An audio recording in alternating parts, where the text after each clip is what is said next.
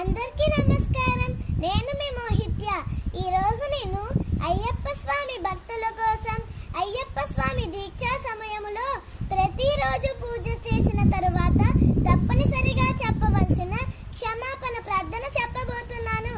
ఓం భూతనాదాయ అగస్త్య మమ మనసే స్థిరవాసం గురు గురు గురు స్వాహ.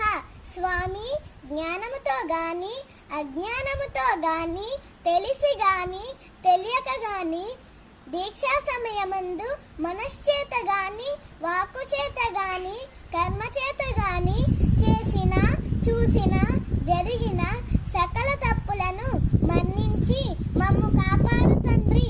సత్యమగు అష్టాదశ సోపానములపై చినముద్రిదారిగా వెలసి ఉండి కాశీ, రామేశ్వరం, పాండ్యం, మలయాళ దేశములను ఏకఛత్రాధిపత్యముగా పరిపాలిస్తున్న ఓం శ్రీ శ్రీ శ్రీ హరిహర సుతన్ ఆనంద చిత్తన్ అయ్యప్ప స్వామి, మీ పాదాల విందములే మాకు శరణం శరణం శరణం.